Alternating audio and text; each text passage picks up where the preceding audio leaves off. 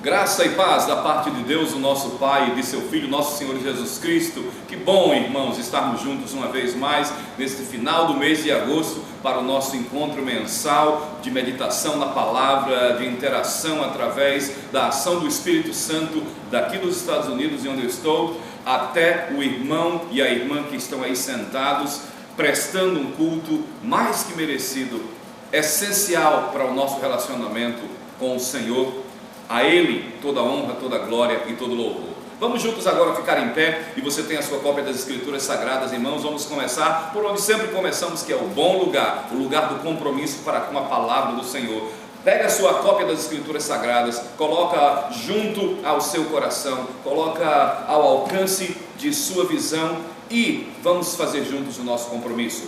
Esta é a minha Bíblia. Eu sou o que ela me diz que eu sou, tenho o que ela me diz que eu possuo, realizo o que ela me diz que eu posso. Hoje eu receberei a palavra de Deus. Ousadamente confesso, a minha mente está alerta, o meu coração receptivo. Jamais serei o mesmo. Estou a receber a incorruptível, a indestrutível, a eterna semente da palavra de Deus. Por isso, jamais serei o mesmo, em nome de Jesus. Amém, amém e amém. Pode tomar assento, meu irmão, minha irmã. Queridos, vamos hoje meditar em dois textos muito interessantes da palavra de Deus. São duas arguições que são feitas ao nosso Mestre Jesus, que nos ajudará a realmente entender a necessidade, a obrigatoriedade de trilharmos essa caminhada com o Senhor, de trilharmos essa caminhada juntos como igreja, tendo por base o amor.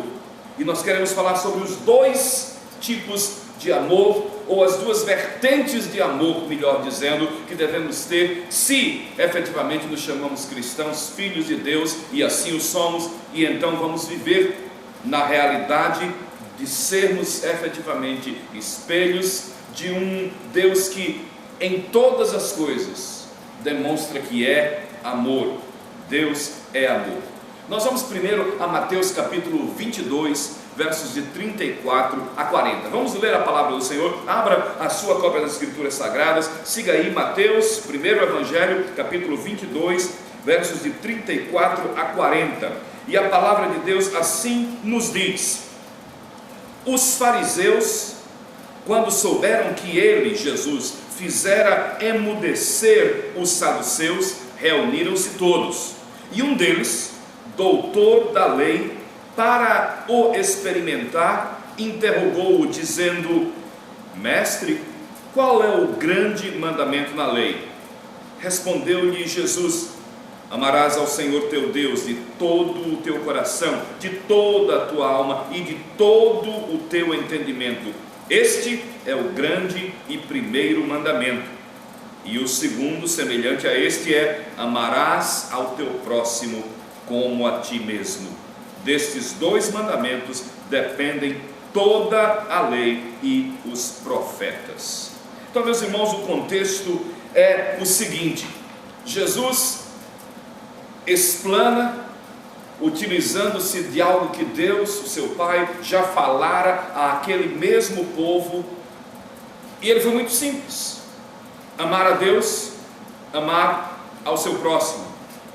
E ele deixa muito claro no final de sua fala sobre esse assunto, de que toda a lei e os profetas, todas as outras coisas concernentes à religião, todas as outras coisas concernentes à vida em relação às coisas da religião e ao próprio Deus, dependem desses dois mandamentos serem cumpridos.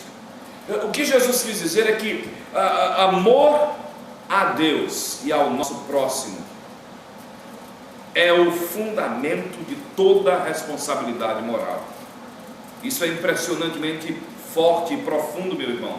Por exemplo, o que Jesus estava a querer explicar é que se um homem ama a Deus de todo o seu coração e alma e mente e força, jamais vai tomar o nome de Deus em vão, desrespeitando o mandamento que assim prescreve. Ele jamais colocará qualquer coisa ou pessoa acima de Deus no mundo de sua afeição, e assim cumprirá o mandamento que prescreve: não terás outros deuses diante de mim. Ele estará lembrando-se sempre de que há um dia separado para o culto ao Senhor, que é o dia do Senhor, no nosso caso, o domingo. Meu irmão, minha irmã, Jesus explana que amar a Deus é a razão pela qual os mandamentos podem ser cumpridos de uma maneira tão natural. Também ele diz: se você amar o seu próximo como a si mesmo, você não mentirá para ele, você não roubará aquilo que pertence a ele, você não o enganará nos negócios, você não violará o matrimônio dele, deitando-se com a sua mulher, deitando-se com o seu esposo. Você, amando ao seu próximo como a si mesmo, jamais fará qualquer coisa com a intenção de machucar, de ferir. Vejam como Jesus é absolutamente claro, límpido e ao mesmo tempo profundíssimo. Toda a lei e os profetas dependem desses dois grandes mandamentos: amar a Deus e amar ao próximo como a si mesmo. E queridos, essas são coisas raras em nossa sociedade hoje em dia. Nós estamos vivendo dias em que estamos nos enclausurando cada vez mais, como se vivêssemos numa ilha remota e separando-nos emocionalmente uns dos outros e vivendo muitas vezes tão próximos aos outros. O mundo virtual tem sido uma verdadeira calamidade na reposição dos relacionamentos interpessoais por relacionamentos virtuais. E é impressionante que a nossa sociedade está sempre se ostracizando, se fechando. Os homens estão se afastando uns dos outros e os homens estão se tornando não apenas egoístas, mas egocêntricos e ególatras, adoradores do seu próprio eu. Nós pensamos muito nas nossas próprias vidas, nas nossas necessidades, no que é meu, no que eu preciso, no que eu quero, no que eu desejo, no que eu anseio. Portanto, nessa noite, queridos, nós queremos voltar ao fundamento, ao alicerce da boa vida cristã, e que consequentemente é o alicerce de uma boa igreja cristã, porque certamente a nossa igreja poderá melhorar nessa questão do amar a Deus coletivamente, a partir do amar a Deus individualmente, e amar ao próximo, amar ao irmão, à irmã. Nós precisamos amarmos mais. Se quaisquer coisas acontecerão em nossa igreja para melhoria de tudo aquilo que se chama Igreja Batista da Comunhão, é a partir do amor que devemos ter para com Deus e uns para com os outros. E nessa noite eu quero que consideremos juntos o que é que significa amar a Deus e amar ao próximo, porque toda a responsabilidade moral, como eu acentuei há pouco tempo atrás, depende dessas duas afeições, dessas duas vertentes do amor. Vamos examinar primeiro o amor a Deus, dentro do texto que nós já lemos. Porque, meu irmão, minha irmã, Deus não é simplesmente alguém a quem nós adoramos, e aqui nós o adoramos, e a quem servimos, e aqui o servimos, mas Ele é alguém a quem nós conhecemos. Nós temos um relacionamento com Ele. Cristianismo não é religião, nunca intentou ser, nunca foi, nem foi intenção do coração de Deus quando enviou seu Filho Jesus para fazer um patamar apenas de religação do homem com Ele, mas Ele queria um patamar de relacionamento, aquele relacionamento que Ele tinha com Adão, visitando-o todo dia, conversando com ele, que foi quebrado pelo pecado. É assim que quando Cristo entra em nossa vida, Ele nos justifica diante do Pai, Ele é propiciação do pagamento do preço por nossos pecados, e então Ele é o feitor da nossa reconciliação para com o Pai. Nós passamos a chamar Deus de Pai por causa da filiação adotiva em Cristo Jesus. Quando nós o recebemos como nosso Salvador, Ele se torna o nosso irmão maior, o nosso irmão redentor, o nosso parente que nos salvou. E meu amigo, minha amiga, meu irmão, minha irmã, isso é um tesouro muito precioso. Nós temos um relacionamento com Deus. Ele tem compartilhado em seu Filho Cristo a sua própria vida conosco, e nós devemos amar a Ele como nós amamos a qualquer outro ser humano. Eu sei que é complicado, porque nós não o vemos, porque as interlocuções que nós temos com Ele em oração não são usuais, não são como essas verbais, onde nós enxergamos, onde nós entendemos, onde nós apreciamos, onde nós avaliamos a carga emocional da fala, da troca de afetividade.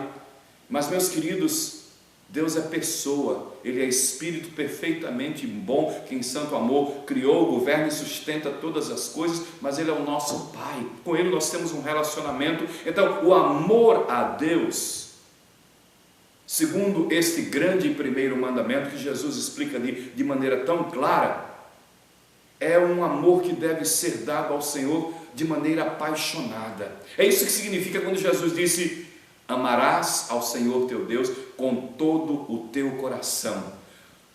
O teu coração fala de emoção. Há algumas vezes no meu relacionamento, eu tenho certeza que você também, no seu relacionamento, você se alegra com o Senhor, você gargalha com o Senhor, você ri com as coisas maravilhosas que você vê a mão do Senhor operando em seu favor. Mas há tempos, há estações, há momentos em que nós choramos diante de Deus, e nós sabemos que Ele entende a nossa tristeza, Ele entende a nossa aflição. E meus irmãos, há tempo para regozijar e há tempo para chorar, mas nós precisamos cuidar para que esse nosso relacionamento com Ele não se torne rotineiro. Obrigado, Senhor, pela refeição.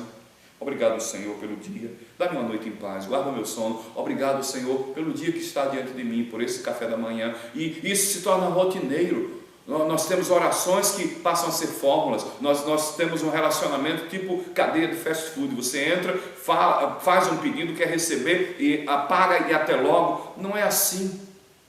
Amar apaixonadamente significa sermos cuidadosos para que a nossa relação com o Senhor não se torne uma rotina.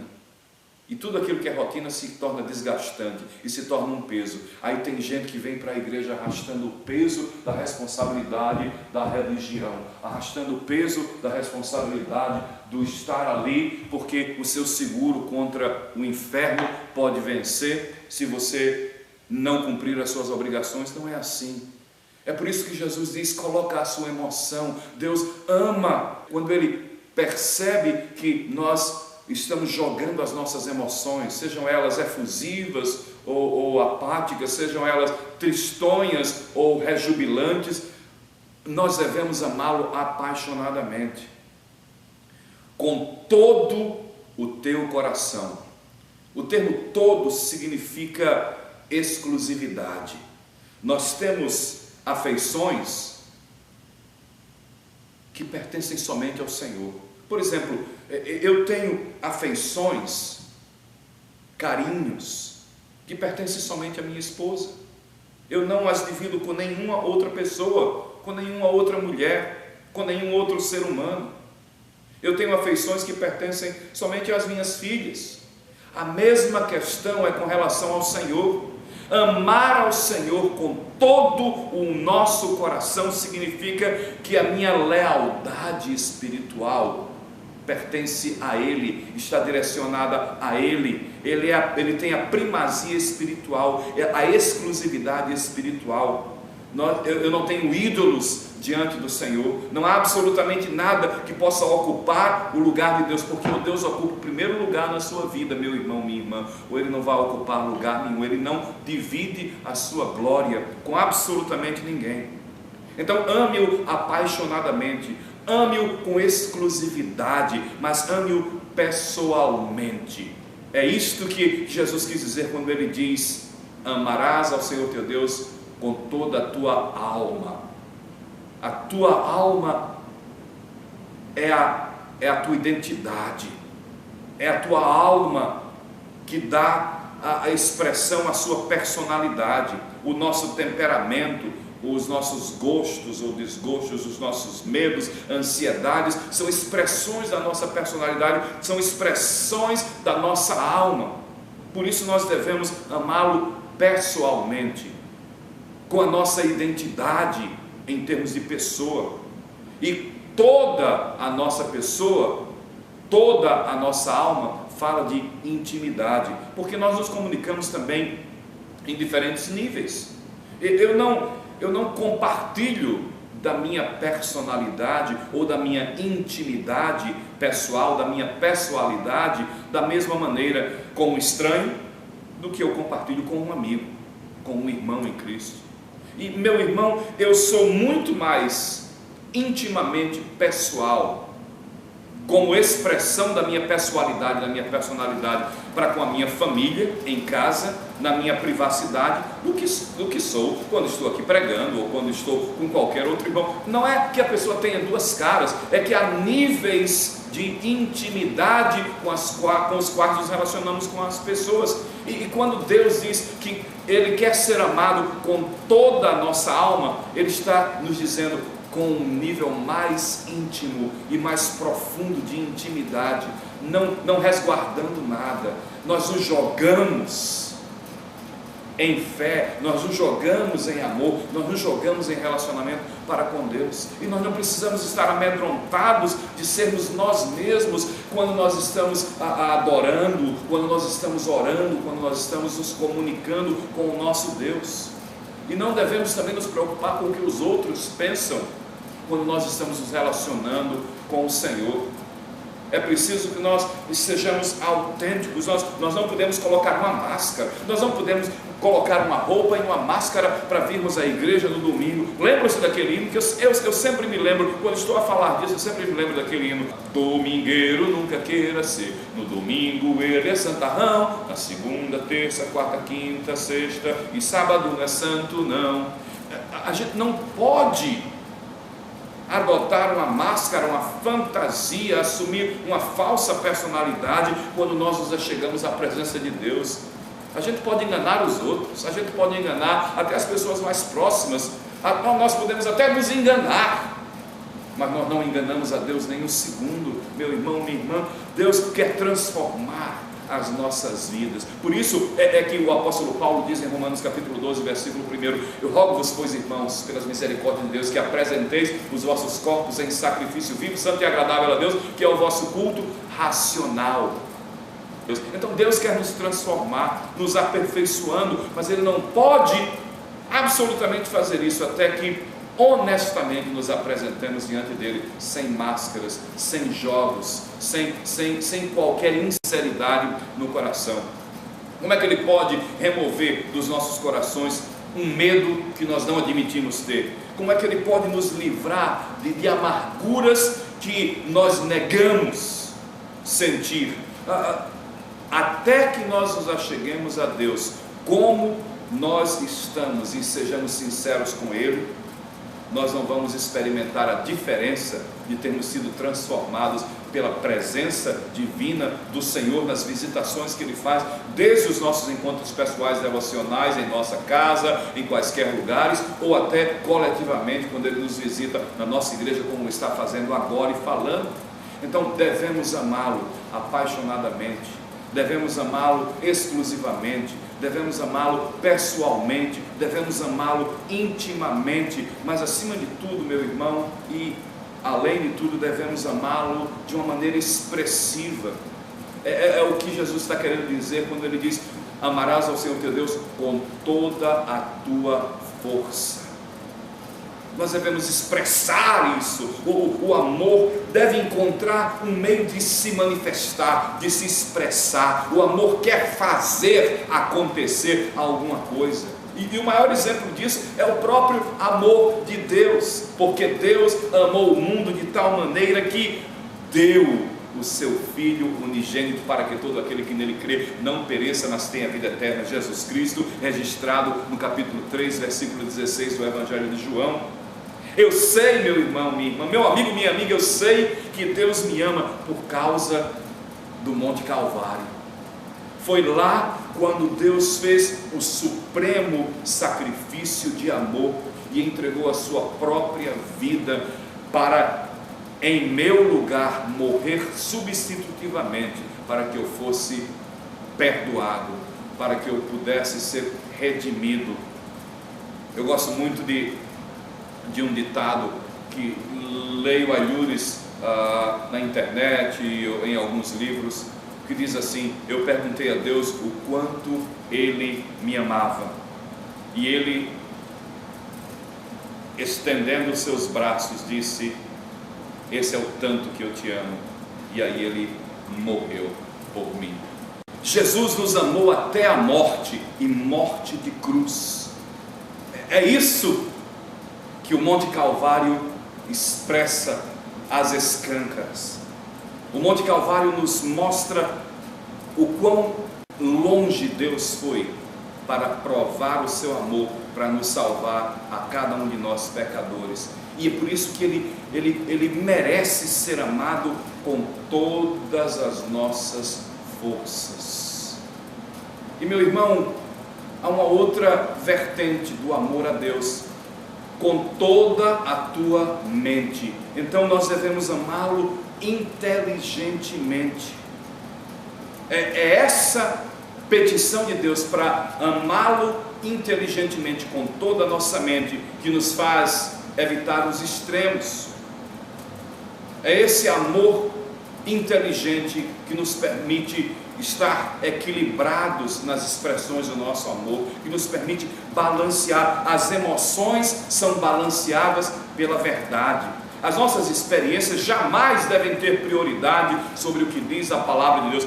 Eu senti isso, eu experimentei aquilo, eu tive essa ou aquela experiência profunda com Deus. Olha, vai para a Bíblia, confirma se o que você sentiu, se o que você experienciou, se o que você experimentou, se o que você sentiu física e emocional é verdadeiramente oriundo de uma experiência genuína de visitação de Deus para você e de sinceridade, de balanceamento da tua experiência com a palavra do Senhor, para então a tua experiência ser ratificada. Há muita gente que vive de experiência, que vive esperando o próximo arrepio na espinha, que vive esperando cair, que vive esperando rodopiar, que nem o peão do Silvio Santos. Meu amado, minha amada, é brincadeira o que a gente tem visto aí. Todas as nossas experiências têm uma primazia sobre a palavra de Deus. É vergonhoso o que muitas vezes nós vemos por conta desses excessos. Devemos amar ao Senhor com inteligência, com toda a nossa mente. A nossa devoção deve ser sempre guiada pela palavra de Deus, as nossas experiências aferidas pela palavra do Altíssimo. E Jesus então nos lembra, em respondendo àquele doutor da lei, que nós devemos amar a Deus da mesma maneira como Deus nos amou. Da mesma maneira como Deus nos amou. Nós não podemos responder a um Deus que nos amou de todo o coração com um amor de meia boca, com um amor somente de palavras, com um amor sem compromisso. Nós temos que amar ao Senhor com todo o nosso coração, com toda a nossa alma, com todas as nossas forças e com toda a nossa mente, com todo o nosso entendimento. Eu acredito que o que Jesus nos deseja ensinar em tudo isso é que até que você ame a Deus como você deve, você jamais vai amar aos outros como você poderia. Até que você ame a Deus como você deve amá-lo, você não conseguirá, não poderá amar aos outros como você poderia. E meu irmão, nós temos tido uma nação que se seculariza a cada dia mais. A Europa, depois de muitos anos sendo berço do cristianismo, se afastou, está impiedosamente sendo triturada pelo ateísmo, pelas religiões druídicas, pelas religiões de magia, por tudo aquilo que se levantou ao longo de toda a história contra Deus. Hoje domina a Europa. Os Estados Unidos, onde aqui eu moro, vejo essa secularização pelo consumerismo. As pessoas vivem para ter, para comprar, para adquirir, para realizar, para amealhar. É a sociedade do consumo irrefreado, do desperdício. E aí no Brasil nós estamos seguindo o mesmo ritmo, com egocentrismo, com egolatria, com falta de voluntarismo, com falta de se dar ao outro. E cada dia mais nós estamos nos tornando menos sensíveis ao outro.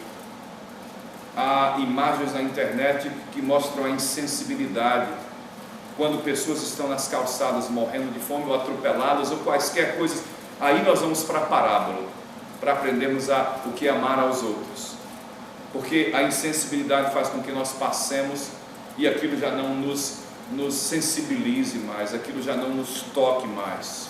Aí nós vamos para a parábola, porque o princípio é esse. Se você me perguntar hoje, pastor, como é que eu devo amar aos outros? O princípio é: ame ao outro como você ama a você mesmo. É isso o que é manter a coisa simples.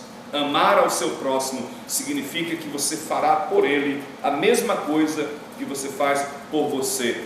Quando você tem uma necessidade, você tenta satisfazê-la. Quando você tem uma ferida, um machucado, você tenta curá-lo. Quando você tem uma responsabilidade, você tenta cumpri-la. Quando você tem um pedido em oração, você ora por você. Você pede orações aos outros. Nós não precisamos que ninguém nos ensine como sermos egoístas. Eu vou lhe dizer isso. Se hoje, agora, eu pudesse tirar uma fotografia de vocês e colocar no telão, no lugar da minha imagem, a quem você iria olhar primeiro? Quem você iria procurar primeiro? A gente não precisa ensinar egoísmo, mas a gente precisa ensinar amor. A gente precisa ensinar afeição real ao outro. O egoísmo vem naturalmente por conta da nossa queda pelo pecado, mas o amor, ele deve ser aprendido, deve ser praticado, e é muito importante que você seja senhor dessa sua capacidade de amar, para que o seu amor a si mesmo não se torne egoísmo, não se torne egolatria. Nós precisamos estar constantemente sendo lembrados de que nós devemos amar-nos a nós mesmos, e dessa mesma maneira devemos amar aos outros. Vamos para a parábola agora. Vamos de novo às Escrituras Sagradas, Evangelho de Lucas, o terceiro Evangelho agora, capítulo 10, versos de 25 a 37. Lucas 8, 10, de 25 a 37. Vamos juntos. E eis que se levantou certo doutor da lei, e para experimentar a Jesus, disse: Mestre, que farei para herdar a vida eterna? Perguntou-lhe Jesus: que está escrito na lei? Como lês tu? Respondeu-lhe ele: amarás ao Senhor teu Deus de todo o teu coração, de toda a tua alma, de todas as tuas forças e de todo o teu entendimento, e ao teu próximo como a ti mesmo. Tornou-lhe Jesus: respondeste bem, faze isto e viverás. Ele, porém, querendo justificar-se, perguntou a Jesus: e quem é o meu próximo? Jesus, prosseguindo, disse: um homem descia de Jerusalém a Jericó e caiu nas mãos dos salteadores, os quais o despojaram e, espancando-o, se retiraram, deixando-o meio morto. Casualmente descia pelo mesmo caminho certo sacerdote, certo pastor religioso, e vendo, passou de largo. De igual modo também um levita, um cantor, um membro do ministério do louvor, um ministro de música como o nosso querido Afonso aí, mas o viu e passou de largo da mesma maneira.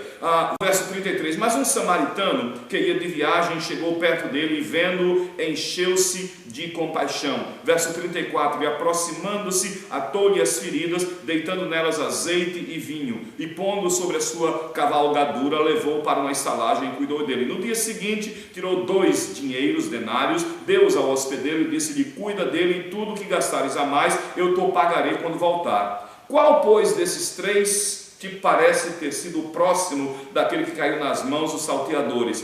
E então o doutor da lei respondeu: aquele que usou de misericórdia para com ele. Disse-lhe, pois, Jesus: vai e faze tu o mesmo. Essa é uma das parábolas mais familiares, a parábola do bom samaritano. Não é preciso muita explicação, a coisa é tão clara. O seu próximo, para que você não dê desculpas, para que você não tente se justificar por não estar amando ao próximo como ama-se a si mesmo. O seu próximo é qualquer um ao seu alcance que esteja necessitado. A parábola começa dizendo: um certo homem. Um monte de coisas poderiam ter sido ditas e que seriam importantes de serem mencionadas. Nós não sabemos o nome, nós não sabemos a posição social, nós não sabemos qualquer coisa sobre essa pessoa. Ele poderia até ser um outro ladrão que foi pego por ladrões e foi espancado e deixado meio morto na beira da estrada. Mas a grande realidade é que essa pessoa para Jesus, para exemplo do que Ele queria que nós entendêssemos sobre amar aos outros. Essa é uma pessoa que está em necessidade. A vida deixou numa condição em que ele necessitava de ajuda. Deixe-me perguntar-lhe uma coisa, meu irmão, minha irmã, meu amigo, minha amiga. Você se pega muitas vezes julgando quem é a pessoa antes de ajudá-la? Pela cor da pele, se tem tatuagem ou não, se se comporta dessa ou daquela maneira, se a pessoa está realmente necessitada de ajuda. Você muitas vezes se pega julgando antes de ajudar. Você só gosta de ajudar as pessoas que se parecem com você, seus irmãos na fé, aqueles que dizem que amam a Jesus como você.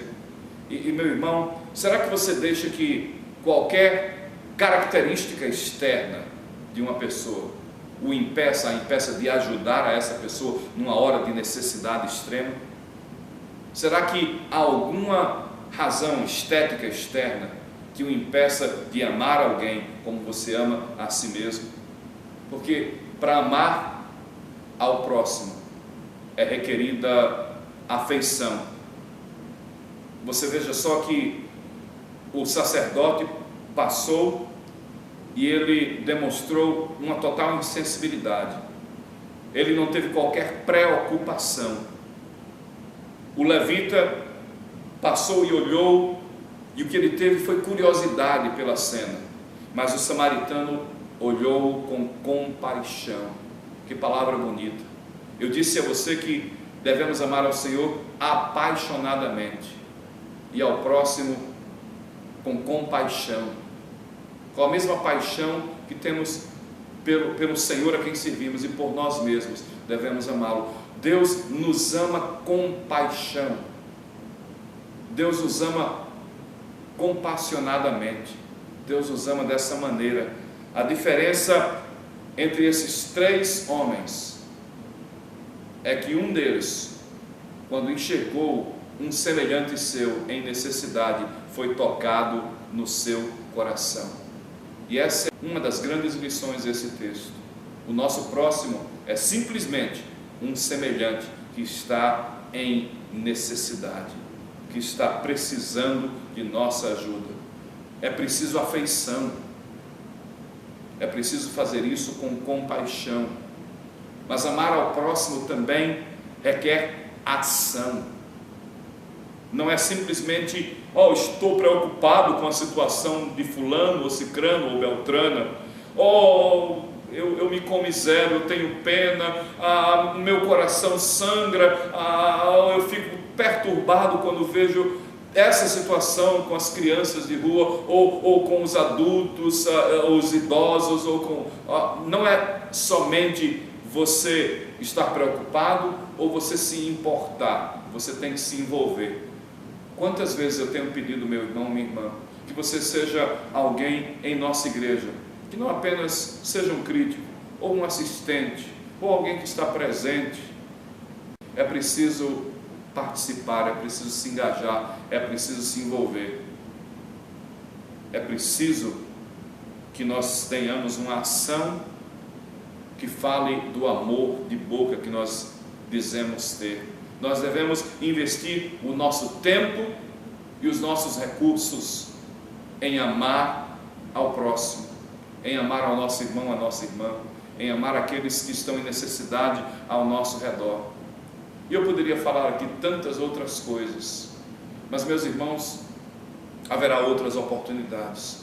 O meu apelo é que você possa perceber que é impossível chamar-se cristão se você não estiver disposto a assumir o risco de amar ao próximo como você ama a si mesmo, e assumir a postura de amar a Deus com todo o seu coração, com todas as suas forças, com todo o seu entendimento, com toda a sua alma. Você não pode amar a Deus até que você perceba e aceite plenamente a expressão do amor de Deus por você, que é Jesus Cristo.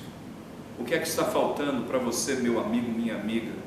Receber a Jesus como seu Salvador, Porque Deus provou o seu amor para com você, para comigo, para conosco, quando Ele enviou seu Filho para morrer na cruz, quando nós ainda éramos pecadores. Porque Deus amou esse mundo, a você e a mim, de tal maneira que deu o seu Filho unigênito para que todo aquele que nele crê. O que é que está faltando para você dar esse passo de fé?